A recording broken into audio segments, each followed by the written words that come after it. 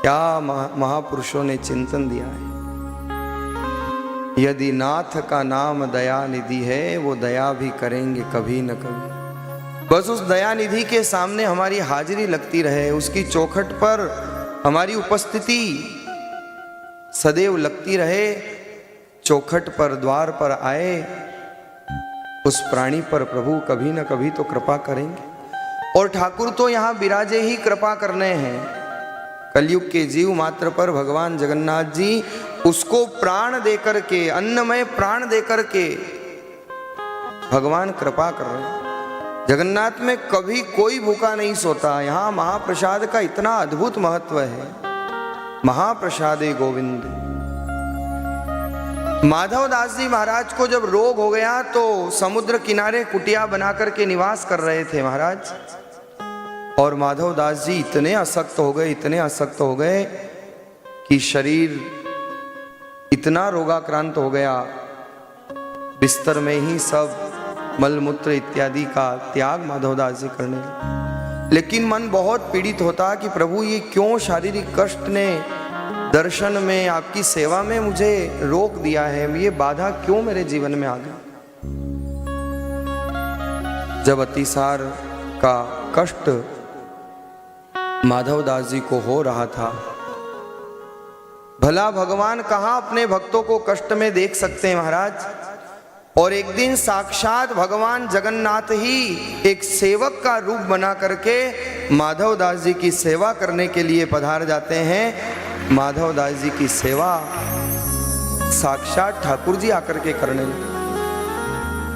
आप विचार करिए, सारा संसार जिनकी सेवा करता है, सारा संसार जिनको पूजता है, एक महात्मा के मलमूत्र से सने वस्त्रों को धोने के लिए भगवान आ गए।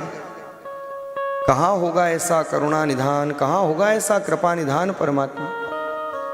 और जानते थे भगवान की माधव दास को अगर पता चला तो ये सेवा नहीं करने देंगे, इसलिए भगवान माधव दास जी के पास नहीं आते। दूर दूर से जब उनको नींद आती या जब वो विश्राम में होते तब कभी वस्त्र धो देते, कभी उनकी शैया अच्छी कर देते। माधव दास जी को इतना रोग हो गया था कि उनको सुध-बुध भी नहीं हो रही थी। लेकिन कुछ दिनों के पश्चात एकदम से ध्यान आया कि बहुत दिन हो गए, ये एक बालक, ये कौन है जो मेरी सेवा कर रहा है और मेरे आसपास नहीं आता है, दूर दूर रहता है, आखिर ये है कौन। और माधव दास जी ने कुछ काम बताया, देखना चाहते थे माधव दास जी है कौन। जैसे ही उस काम से भगवान पास में आए और माधव दास जी ने हाथ पकड़ लिया। हाथ जैसे ही पकड़ा महाराज तो माधव दास जी को पता चल गया कि ये ठाकुर है।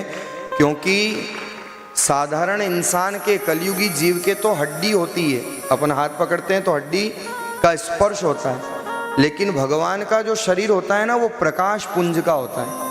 तो जैसे ही माधव दास जी ने पकड़ा और समझ गए कि ये तो प्रकाश पुंज का शरीर है, हड्डी नहीं है अंदर, माधव दास जी रोने लगे, विलाप करने लगे, प्रभु आप आए हो, ये क्या कर रहे हो आप।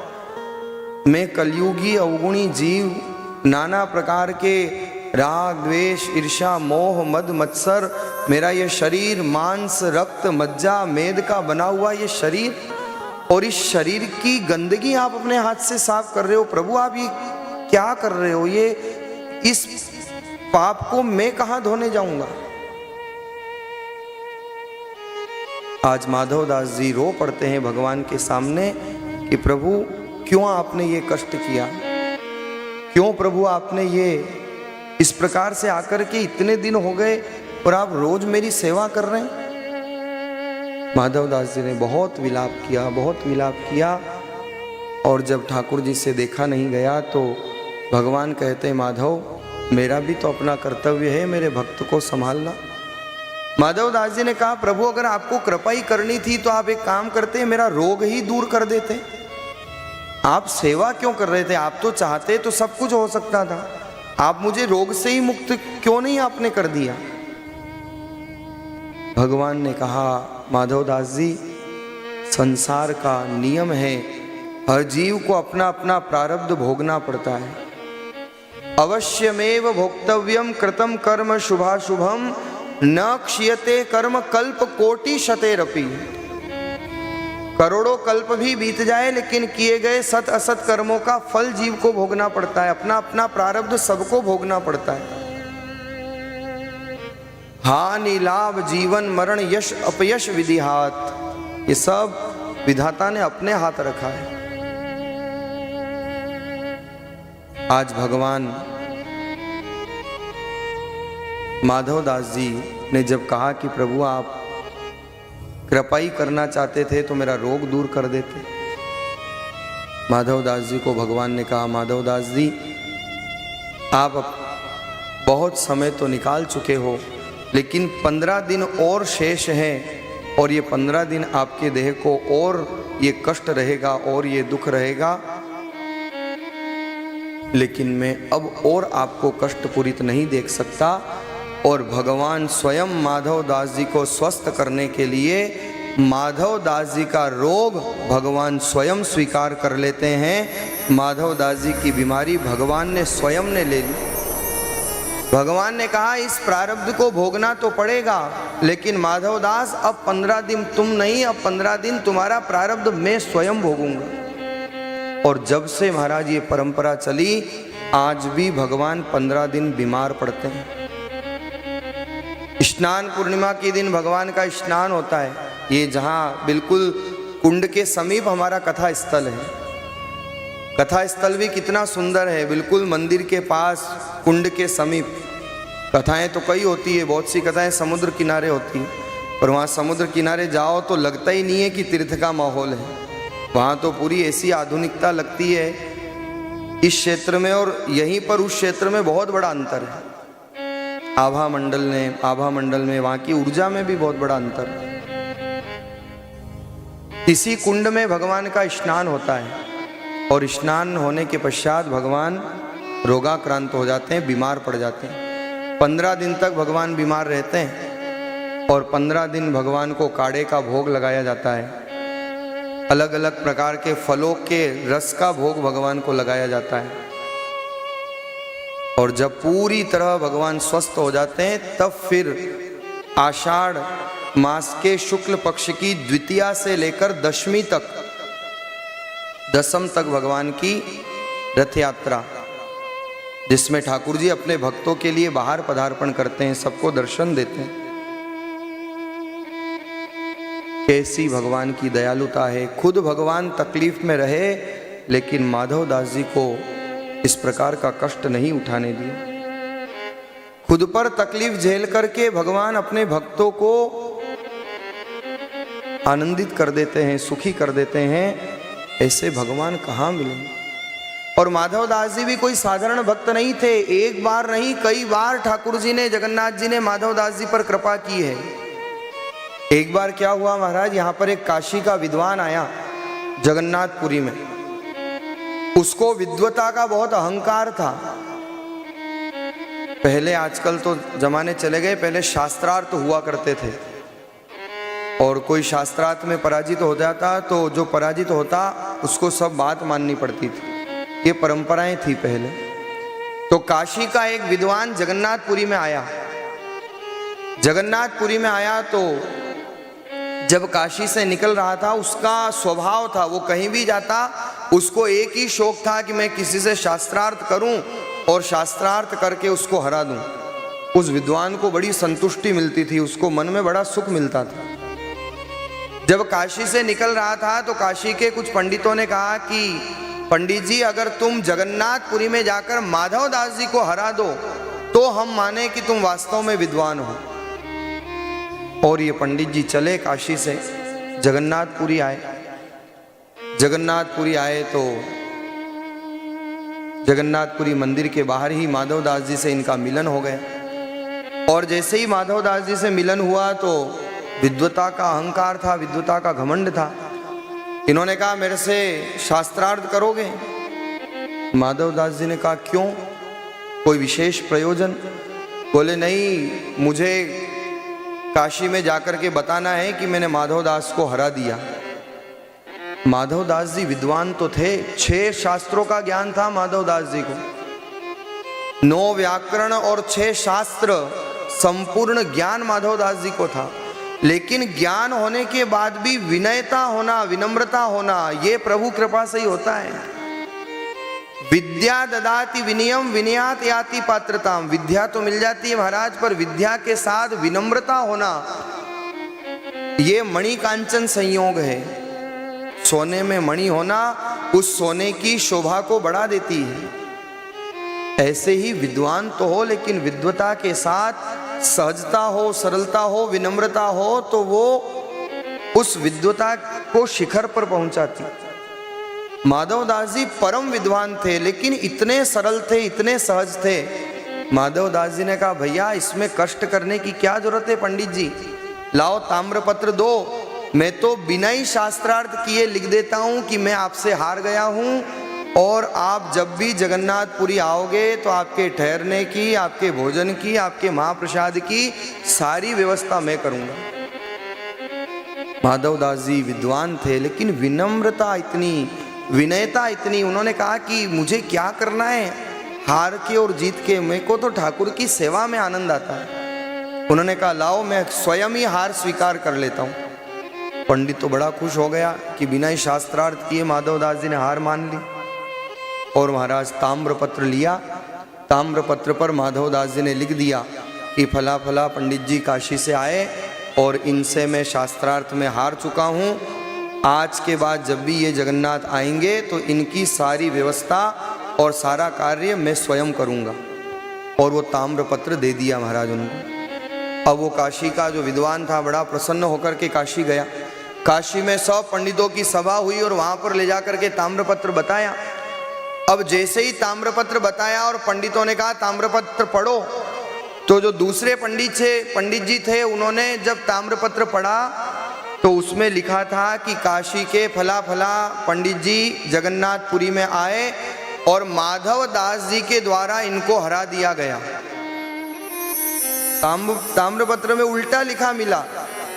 यहाँ तो माधवदास जी ने लिखा था कि मुझे पंडित जी ने हरा दिया, लेकिन वहां जब काशी में पढ़ा ताम्रपत्र तो उसमें लिखा था कि माधवदास जी के द्वारा पंडित जी को पराजित कर दिया गया है, और जब भी माधवदास जी काशी आएंगे तो ये पंडित जी उनकी सेवा पूजा और सब व्यवस्था करेंगे। काशी के विद्वानों ने कहा कि तुम तो हार के आए हो और हमको कहते हो जीत के आए। उसने कहा, अरे ऐसा हो ही नहीं सकता है। और ताम्रपत्र देखा तो महाराज वास्तव में उल्टा लिखा हुआ। अब तो रात भर पंडित जी को नींद नहीं आई। अगले दिन फिर यात्रा पर निकल गए। जगन्नाथपुरी आए महाराज वापिस, और जगन्नाथपुरी आए तो तमतमाते हुए गए माधवदास जी के पास। क्यों माधवदास जी इस प्रकार से छल करते हो मेरे साथ? माधवदास जी तो बड़े सौम्य सरल। उन्होंने कहा, मैंने क्या किया पंडित जी? अरे तुमने ताम्रपत्र में ये लिखा कि मैं तुमसे हार गया हूं, बिना ही शास्त्रार्थ किया आपने ये लिख दिया। माधवदास जी ने कहा, मैंने तो ये लिखा ही नहीं, मैंने तो यही लिखा था कि मैं आपसे हार गया हूं, मैं आपसे पराजित हो गया हूं, और आप कहते हो तो वापस लिख दूं। लेकिन वो काशी का पंडित था, उसने कहा, महाराज अब ऐसे बात नहीं चलेगी, आपके लिखने से नहीं, अब तो जन जन के मुंह से मैं ये कहलवाऊंगा कि माधवदास मेरे से हारे। मैं शास्त्रार्थ करूंगा, शास्त्रार्थ होगा, शास्त्रार्थ में आप हारोगे, चप्पल की माला पहनाई जाएगी, मुख पर कालिक पोती जाएगी और गधे पर बैठ करके जगन्नाथपुरी में घुमाया जाएगा, ताकि लोगों को पता चले कि आप हारे हो, और फिर लोग बताए काशी जाकर के कि माधवदास मेरे से हार गए। लेकिन धन्य है माधवदास जी की सहजता, माधवदास जी की सरलता। माधवदास जी ने कहा, पंडित जी इसमें आप प्रसन्न हो तो मुझे शास्त्रार्थ नहीं करना है, मैं स्वतः आपसे पराजित मान लेता हूँ, मैं हार मान लेता हूँ। लाओ चप्पल की माला मुझे पहना दो, लाओ कालिक मेरे मुख पर पोत दो, मुझे गधे पर बिठा दो, मैं तैयार हूँ।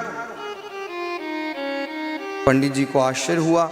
माधवदास जी ने कहा, मैं अभी मंदिर दर्शन करके आता हूँ, आप जब तक सब तैयारी करो, चप्पल की माला भी ले आओ, कालिक भी ले आओ, और गधे पर बिठा करके मुझे निकालना है तो वो भी व्यवस्था करो। और माधवदास जी मंदिर में अंदर दर्शन करने गए महाराज। इसी जगन्नाथपुरी मंदिर में जैसे ही माधवदास जी अंदर प्रवेश करते हैं दर्शन करने के लिए, इतने में साक्षात जगन्नाथ जी, साक्षात भगवान माधवदास जी का रूप बना करके बाहर आ गए द्वार पर। और जैसे ही सिंह द्वार पर आए तो वो पंडित जी खड़े थे, चप्पल की माला लेकर ने वो कालिख लेकर गधे को लेकर बोले चलो माधवदास जी बैठो। माधवदास जी ने कहा ऐसे थोड़ी बैठे कोई, अब ये वो माधवदास जी तो थे नहीं, अब तो भगवान आए थे। भगवान माधवदास जी के रूप में आए। माधवदास जी भगवान के रूप में जो माधवदास जी आए उन्होंने कहा ऐसे थोड़ी बैठा जाएगा, अब तो शास्त्रार्थ होगा। पंडित जी ने कहा अभी तो आपने मना किया था। माधवदास जी ने कहा मैंने मंदिर के दर्शन नहीं किए थे, अब मैं दर्शन करके आ गया हूँ, अब मेरे में ऊर्जा आ गई है, अब तो जो निर्णय होगा शास्त्रार्थ पे ही होगा। और महाराज शास्त्रार्थ हुआ। सिंह द्वार पर सब लोग इकट्ठे हो गए। पहले शास्त्रार्थ जैसे कोई आजकल कुश्ती होती है, युद्ध होता है और रेसलिंग होती है, तो लोग कैसे इकट्ठे होते हैं, ऐसे सब लोग इकट्ठे हो गए। अब वो काशी के पंडित जी साक्षात भगवान से शास्त्रार्थ करने लगे, क्योंकि माधवदास जी तो मंदिर में थे, यहाँ तो ठाकुर जी आए थे। अब भगवान से भला कौन जीत सकता है। पंडित जी ने जो श्लोक बोले, जो बातें कही, भगवान ने ऐसे ऐसे उत्तर दिए, ऐसे ऐसे उत्तर दिए। एक बार, दो बार, तीन बार नहीं, 4 बार पंडित जी को परास्त कर दिया। सब जगन्नाथपुरी के लोग कहने लगे माधवदास जी की जय हो, माधवदास जी की जय हो। और वो काशी के पंडित तो अब हार गए थे, लेकिन नियम तो इन्हीं पंडित जी ने बनाया था। भगवान ने कहा लो पंडित जी बैठो अब गधे पे। चप्पल की तो माला पहनाई, मुख पर कालिक पोता, और जो विद्वता का अहंकार था वो चूर चूर हो गया। जगन्नाथपुरी में गधे पर बैठ करके और महाराज वो पंडित जी को घूमना पड़ा। इतने में भगवान तो अंतर ध्यान हो गए, वो वास्तविक माधवदास जी बाहर आए। तो वो बाहर आए तो उन्होंने देखा पंडित जी खुद ही गधे पर बैठे हुए हैं, माला पहन रखी है, कालिक पोत रखा है। माधवदास जी ने कहा अरे पंडित जी ये क्या कर रहे हो, ये तो मुझे करना है, आप कहाँ इस पे चढ़ गए। काशी वाले पंडित जी कहते हैं माधवदास जी अच्छी मजाक करते हो, एक तो चार चार बार मेरे को हरा दिया और ऊपर से कहते हो कि मुझे गधे पे बैठना है। अगर ऐसा था तो मुझे हराया क्यों। माधवदास जी ने कहा भैया मैंने कहाँ हराया, अरे कैसी बात कर रहे हो, जगन्नाथपुरी के इतने लोग गवाह हैं, इतने भक्त गवाह हैं, सब लोगों के सामने आपने मुझे पराजित किया।